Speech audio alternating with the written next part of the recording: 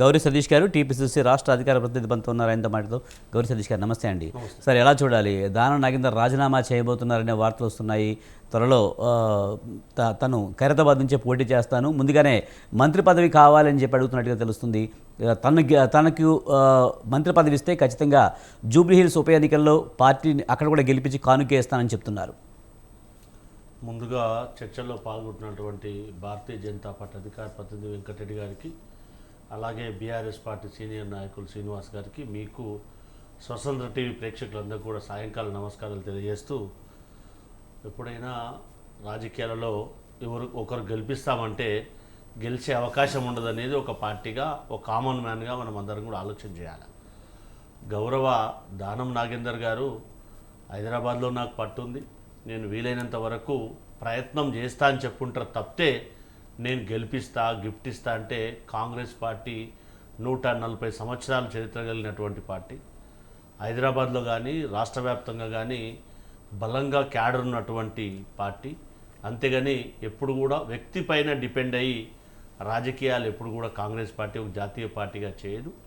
ఖచ్చితంగా గెలుపులో ఎవరెవరి అవసరం ఏ మేరకు అవసరమో ఆ మేరకు తీసుకునే అవకాశం ఉంటుంది తప్పితే ఏ ఒక్కరో నేను గెలిపిస్తానంటే ఓటర్లు కూడా విఘ్నులు అన్ని రకాలుగా ఆలోచన చేసి నిర్ణయం తీసుకుంటారు తప్పితే ప్రజాప్రభుత్వం ఏర్పడ్డ తర్వాత తెలంగాణ రాష్ట్రంలో మేము చేస్తున్నటువంటి సంక్షేమ పథకాల పట్ల కానీ, మేము చేస్తున్నటువంటి అభివృద్ధి ఫలాల పట్ల కానీ, మేము చేస్తున్నటువంటి సామాజిక మార్పు దిశగా కానీ మా పార్టీ అభ్యర్థి ఏఐసిసి నిర్దేశానుసారం నిర్ణయం అయిన తర్వాత దానికి ఆకర్షితులై ప్రజలు ఓట్లేసే అవకాశం ఉంటుందనేది మనం అందరం కూడా గ్రహించాలి తప్పితే ఇంకో రకంగా ఆలోచించవలసినటువంటి అవసరం ఉండదేమనేది మా పార్టీ యొక్క ఆలోచన ఉండే విధానం ఉంటుంది తప్పితే ఒకరు గెలిపిస్తే గెలుస్తారు అనేది కాదు. ఎందుకంటే రాజకీయ పార్టీలు అన్నప్పుడు, ఒక జాతీయ పార్టీ అన్నప్పుడు హైదరాబాద్లో వారికంటే సీనియర్స్ కానీ ఉన్నటువంటి, హైదరాబాద్లో ఉన్నటువంటి ఈ ప్రాతినిధ్యం వహిస్తున్నటువంటి మిగతా నాయకులు కానీ, గౌరవ ముఖ్యమంత్రి గారు కానీ, ఇక్కడ ఇన్ఛార్జ్ మంత్రులు కానీ అందరితో సమన్వయం చేసుకొని ఏ విధంగా చేస్తే అక్కడ ఉన్నటువంటి అభ్యర్థి గెలిచే అవకాశం ఉంటుందనేది ఒక కోణం అయితే, రెండో కోణం ఇప్పటి వరకు కూడా వారు నాకు తెలిసి సరే అనర్హత వేటు ఏ విధంగా పడుతుంది ఏందని సాంకేతికమైనటువంటి అంశం చట్ట పరిధిలో ఉన్నప్పుడు మనం మాట్లాడడం అనేది సమంజసం కాదనేది మనం అందరూ కూడా తెలిసిన విషయమే. కాబట్టి సరే వారు స్పీకర్ ఫార్మేట్లో తన రాజీనామా పత్రాన్ని సమర్పించినప్పుడు ఎవరు అభ్యర్థి ఏందనేది ఏఐసిసి నిర్దేశం చేస్తుందనేది మనకున్నటువంటి అందరం కూడా ఆలోచించాలి. మనకు కాంగ్రెస్ పార్టీకి ఉన్నటువంటి ఆనవాయితీ సాంప్రదాయం. దాంతోపాటు గోషమాల్లో కూడా గౌరవ అక్కడ ప్రాతినిధ్యం వహిస్తున్నటువంటి ఎమ్మెల్యే గారు ఉన్నటువంటి భారతీయ జనతా పార్టీ వారు సభ్యత్వానికి రాజీనామా చేశారు, కానీ ఎమ్మెల్యే స్పీకర్ ఫార్మేట్లో వారు కూడా రాజీనామా సమర్పించినటువంటి దాఖలాలు అయితే మనకి ఎక్కడ కూడా లేవు. కాబట్టి ఖచ్చితంగా ఎప్పుడైనా కానీ ఎవరిని ఒకరు గెలిపిస్తారనేది కరెక్ట్ కాదు అనేది మనం అందరం కూడా ఆలోచన చేయాలి. ఖచ్చితంగా ప్రభుత్వంలో ఉన్నప్పుడు సంక్షేమ పథకాలు కానీ ఉన్నటువంటి లీడర్షిప్ మీద నమ్మకంతో ప్రజలు ఓట్లేస్తారు తప్పితే ఇంకో రకంగా కాదు అనేది మనం అందరం కూడా కామన్ మ్యాన్గా ఆలోచించవలసినటువంటి అంశం.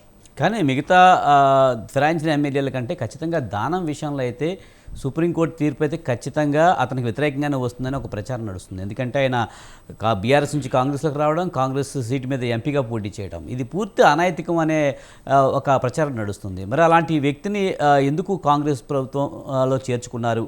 ఇది ప్రధానంగా బయట జరుగుతున్న చర్చ. ఇది అనైతికం అంటున్నారు. సరే, ఇప్పుడైతే కోర్టులో ఉన్నటువంటి అంశం కాబట్టి సాంకేతికంగా ఎలాంటి నిర్ణయం జరుగుతుంది అనేది వెయిట్ చూసవలసినటువంటి సందర్భం. దాన్ని బట్టి ఖచ్చితంగా ఏం నిర్ణయం వచ్చిన తర్వాత పార్టీ స్టాండ్ అనేది చెప్పే అవకాశం ఉంటుంది తప్పితే ముందుగానే ఈ విధంగా నిర్ణయం జరుగుతుంది, ఈ విధంగా నిర్ణయం జరగదు అనేది మనం అందరం కూడా ఆలోచన చేయాలి. సరే, రాష్ట్ర రాజకీయాలలో గతంలో ఏ విధంగా ఎల్పీలను విలీనం చేసుకున్నటువంటి పార్టీలు కానీ, లేదంటే ఒక జాతీయ పార్టీగా ప్రతిపక్ష పార్టీలను చీల్చి ప్రభుత్వాలను ఏర్పాటు చేసినటువంటి ఒక జాతీయ పార్టీగా ఉన్నటువంటి, కేంద్రంలో అధికారంలో ఉన్నటువంటి పార్టీ కానీ, ఇవన్నీ కూడా ఆలోచన చేస్తే ఏమైందంటే సబ్జెక్టు డీవియేట్ అయ్యే అవకాశం ఉంటుంది. కాబట్టి అవన్నీ కూడా డెప్త్లో పోకుండా ఉన్నటువంటి ప్రస్తుత తరుణంలో ఖచ్చితంగా ఏం జరుగుతుంది అనేది న్యాయశాఖలో ఉంది కాబట్టి, న్యాయస్థానంలో ఉన్నటువంటి అంశం కాబట్టి, న్యాయస్థానం నిర్ణయానికి అందరం కూడా అల్టిమేట్గా కట్టుబడి ఉన్నటువంటి అంశం కాబట్టి తదనుగుణంగా రాజకీయ పార్టీలు కానీ ఆ వ్యక్తులుగా నిర్ణయం తీసుకుంటుందని ఆ విధంగా రూమర్ నడుస్తూ ఉంది. వారు రాజీనామా చేసేస్తూ ఉన్నారు, వారు రాజీనామా ఆమోదం అయిపోయింది అనేది ఊహాగానాలకే పరిమితమైనటువంటి అంశం కాబట్టి వారు రాజీనామా చేసిన తర్వాత సాంకేతికంగా ఉన్నటువంటి అంశం న్యాయస్థానంలో ఉన్నటువంటి సాంకేతికమైన అంశం కాబట్టి న్యాయస్థానం కనుక తీర్పు ఆదేశిస్తే తప్పకుండా అప్పుడు పార్టీ ఏం నిర్ణయం తీసుకుంటో దానికి అనుగుణంగానే కాంగ్రెస్ క్యాడర్ అంతా పనిచేస్తుంది తప్పితే ఇంకో రకంగా ఆలోచించదు అనేది కూడా మనం అందరం కూడా ఆలోచన చేయాల్సినటువంటి అంశం. దానం నాగేందర్ ఎప్పుడు నిలకడగా ఉంటాడు, ఏ పార్టీ ఉన్నా అధికార పార్టీలోకి వెళ్తాడనే అపవాదం అయితే ఉంది. అలాగే సొంత పార్టీ మీదే ఆయన విమర్శలు చేస్తున్న పరిస్థితి మనం చూస్తున్నాం. ముఖ్యంగా హైడ్రా విషయంలో కానివ్వండి, లేకపోతే మిగతా ఏ విషయాలైనా సరే ముక్కుసిటిగా మాట్లాడతారు. అలా అని ఫెయిర్ అని అనుకోలేం. సరే, దానం నాగేందర్ గారు వారి యొక్క వ్యక్తిగతమైనటువంటి విషయం, ప్రభుత్వం కూడా ఎక్కడ కూడా వెనకేసుకొచ్చినటువంటి దాఖలాలు లేవు. కాబట్టి ప్రభుత్వం సంక్షేమ పథకాలు ఇంప్లిమెంట్ చేయడంలో ఏదైతే ప్రజల సంక్షేమం కోసం ఏదైతే ప్రభుత్వం నిర్ణయం తీసుకుంటుందో ఎక్కడ కూడా వెనుకడుగేసినటువంటి దాఖలాలు కూడా లేవు. హైదరాబాద్లో ప్రత్యక్షంగా చూసినటువంటి విషయం.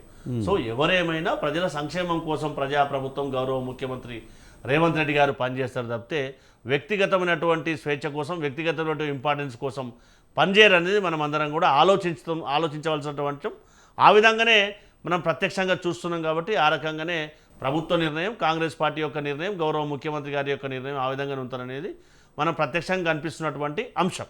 అందులో ఎలాంటి అనుమానం లేదనేది మనం అందరం కూడా ఆలోచించాలి. రైట్. మరి ఇప్పుడైతే దానం నాగేంద్ర మీద వేటు పడుతుందా లేదనేది సాంకేతికంగా ఉంది కనుక మనం ఇప్పుడే మాట్లాడలేం. కానీ మిగతా బీఆర్ఎస్ ఎమ్మెల్యేలు చాలామంది కూడా కాంగ్రెస్లోకి వచ్చారు. వారు మేము కాంగ్రెస్ పార్టీలో ఉన్నామని చెప్పుకోలేని పరిస్థితి వచ్చిందంటే ఎలా అర్థం చేసుకోవాలి? అంటే కాంగ్రెస్ పార్టీలో వచ్చినామంటే వారు ఉన్నటువంటి ప్రస్తుత తరుణంలో వారే చాలామంది ఎమ్మెల్యేలు, వాళ్ళే పోలీస్ స్టేషన్లో కంప్లీట్ ఇచ్చినటువంటి దాఖలాలు, వారే ఇప్పటి వరకు చాలామంది అంటే ఉన్నటువంటి రాజకీయ పరిస్థితుల దృష్ట్యా సంక్షేమ పథకాలు అంటే మేము అభివృద్ధికి ఆకర్షితులమై మేము ప్రజాప్రభుత్వంలో గౌరవ రేవంత్ రెడ్డి గారి సారథ్యంలో పనిచేయడానికి వచ్చినామని చెప్తున్నటువంటి దాఖలాలు ప్రత్యక్షంగా చూస్తూ ఉన్నాం. సీనియర్ నాయకులుగా ఉన్నటువంటి కొంతమంది ఎమ్మెల్యేలను. సో దానిని ప్రభుత్వం ఏ విధంగా ఆలోచించాలనేది, పార్టీ ఏ విధంగా ఆలోచించాలనేది ఆ విధంగా ఆలోచన చేస్తారు తప్పితే మనం అంటేనేం లేకపోతేనో సాంకేతిక అంశాన్ని, న్యాయస్థానంలో ఉన్నటువంటి అంశాన్ని మనం ప్రస్తావించడం అనేది సంబద్ధం కాదేమో అనేది నా వ్యక్తిగతమైనటువంటి అంశం. కానీ దానం నాగేందర్కి కానీ లేకపోతే బీఆర్ఎస్ ఎమ్మెల్యేలు ఎవరైనా సరే, కాంగ్రెస్లోకి వచ్చిన వాళ్ళు ఎవరికైనా సరే వాళ్ళ మీద వేటు పడితే అది కాంగ్రెస్కి మచ్చ కింద ఉండిపోయే అవకాశం లేదంటారా? కానీ బీఆర్ఎస్ పార్టీ మాట్లాడే మాటలు కానీ లేకపోతే బీఆర్ఎస్ పార్టీ గతంలో చేసినటువంటి రాజకీయ దురనీతి ఏదైతే ఉందో, అంటే మనం ఒక పరభాషలు చెప్పాలంటే వారు చేసినటువంటి రాజకీయ మార్పిడి ఏ విధంగా ఎల్పీలను విలీనం చేసుకున్నటువంటి పరిస్థితి చూస్తే రాజకీయాలను తెలంగాణ రాష్ట్రంలో ఒక కలుషితమైనటువంటి వాతావరణానికి తెరలేపింది ఎవరో మనందరికి కూడా బాగా తెలుసు. సో వాటిని ఎగ్జాంపుల్ చేసుకోవడం అని కాకుండా వాళ్ళు ఎందుకు ఆ పరిస్థితి వచ్చింది, ఈ ప్రభుత్వం ఉండదు, దీన్ని మేము పడగొడతాం, మా సత్తా ఏందో చూపిస్తాం అన్నప్పుడు ఒక రాజకీయ పార్టీగా ఏం చేస్తే బాగుంటుంది అనేది రక్షించుకోవడానికి ఎవరైనా ఆలోచించే అవకాశం ఉంటుంది. మనిషికి సహజంగా కొడతా అంటే భయం, ఇస్తా అంటే ఆశ. అదే రకంగా ఓ రాజకీయ పార్టీగా మీ ప్రభుత్వాన్నే పడదోలుతాం, మీ ప్రభుత్వాన్ని ఇన్ని రోజుల్లో కూల్చేస్తామని చెప్పినటువంటి గతంలో అధికారంలో ఉన్నటువంటి పెద్దలు మాట్లాడినటువంటి మాటలు మనం ఒకసారి రివైల్ చేసుకుంటే దాన్ని బట్టి ఒక రాజకీయ పార్టీగా ఏం చేయాలనేది కూడా ఆలోచించే అవకాశం ఉంటుంది కదా. ప్రభుత్వాన్ని ఏ విధంగా కాపాడుకోవాలి, వాళ్ళు మాట్లాడినటువంటి మాటలకు ఏ విధంగా దానికి ఫిరాయింపులే అవసరం లేదు కదా. ఒకవేళ వస్తారన్న వాళ్ళని ఎవరైనా సరే పార్టీలోకి తీసుకోవచ్చు, కానీ వాళ్ళు రాజీనామా చేయించి ఉప ఎన్నికలకు వెళ్ళి ఉంటే బాగుండేది కదా. అంటే ఎందుకనంటే వాళ్ళని ఫిరాయింపులు ఎంకరేజ్ చేయడం అంటే వాళ్ళు ఇష్టంతోనే కదా వాళ్ళు చేయలేదు. ఇందాక చెప్పిన కోట్ చేసినట్టుగా తెలంగాణ రాష్ట్రంలో ప్రజాప్రభుత్వం ఏర్పడిన తర్వాత సంక్షేమ పథకాలకు గౌరవ రేవంత్ రెడ్డి గారు తీసుకున్నటువంటి నిర్ణయాల మేరకు మేము ఆకర్షితులమై చేయనేతున్నామని చెప్పి వారు చెప్పినటువంటి బీఆర్ఎస్ గుర్తు మీద గెలిచారు కదా వాళ్ళు. అందుకే గతంలో కాంగ్రెస్ పార్టీ గుర్తు మీద గెలిచిన వాళ్ళు కానీ, తెలుగుదేశం పార్టీ గుర్తు మీద గెలిచిన వాళ్ళు కానీ, వైఎస్ఆర్సీపీ గుర్తు మీద గెలిచిన వాళ్ళు కానీ, వార్డు మెంబర్ నుంచి పార్లమెంట్ మెంబర్ వరకు పార్టీలో కలుపుకున్నటువంటి ఘనచరిత్ర ఎవరిదండి. దాంతోపాటు ఒక జాతీయ పార్టీగా భారతీయ జనతా పార్టీ మిగతా ప్రతిపక్ష పార్టీల అధికారంలో ఉన్నటువంటి రాష్ట్రాల్లో ఆయా పార్టీలను చీల్చి ప్రభుత్వాలు ఏర్పాటు చేసినటువంటి ఘనత ఎక్కడ కనిపిస్తుందండి మనకు ప్రత్యక్షంగా? ఇవన్నీ కదా మన కళ్ళ ముందు కనిపిస్తూ ఉన్నాయి. సో మేమేం చెప్తున్నాం కాంగ్రెస్ పార్టీగా అంటే, ఎప్పుడైనా రాజకీయాల్లో ప్రజలు ఇచ్చినటువంటి మ్యాండేట్ను గౌరవించకుండా వారికి వ్యతిరేకంగా, అంటే ప్రజల యొక్క అనుగుణానికి వ్యతిరేకంగా, ప్రజల యొక్క అభిమతానికి వ్యతిరేకంగా మాట్లాడడం అనేది ప్రజాస్వామ్యంలో మంచిది కాదు. ఎవరికైనా ప్రజాస్వామ్యంలో ప్రజలు ఇచ్చే ఓటు హక్కుదారు ఇచ్చే నిర్ణయమే అల్టిమేట్. దాన్ని గౌరవించవలసినటువంటి బాధ్యత రాజకీయ పార్టీలపైన ఉంది. దురదృష్టం ఏంటంటే తెలంగాణ రాష్ట్రంలో అది మేము గౌరవించాం, మా మాటలే వేదవాక్కు అని మాట్లాడితే ప్రజలే కదా కర్రగాల్చి వాత పెట్టవలసినటువంటి పరిస్థితి, వాళ్ళే కదా పెడుతున్నటువంటి పరిస్థితి. సో దాన్ని ఆలోచించకుండా మాట్లాడడం అనేది సమంజసం కాదు అనేది మనం అందరం కూడా ఆలోచించవలసినటువంటి విషయం. ఏది ఏమైనా రాజకీయాలు విలువలతో కూడినటువంటి రాజకీయాలు చేసినప్పుడు మాత్రమే ప్రజలు ఆస్వాదిస్తారు, ప్రజలు దాన్ని నిర్ణయిస్తారు అనేది మనం అందరం కూడా నిర్ణయం తీసుకునే ముందు ఆలోచించవలసినటువంటి అంశం, అది ఎవరి పట్ల అయినా కానీ. కానీ దానం నిజంగా రాజీనామా చేస్తే కనుక మళ్ళీ గెలిచే అవకాశం ఉందంటారు. ఎందుకంటే గతంలో ఒకప్పుడు టీడీపీలో గెలిచి వైఎస్ఆర్సీపీ కాంగ్రెస్లోకి రావడం, కాంగ్రెస్లోకి వచ్చిన తర్వాత ఓడిపోవడం జరిగింది. అధికారం పార్టీలో ఉన్నప్పుడే ఓడిపోయిన పరిస్థితి.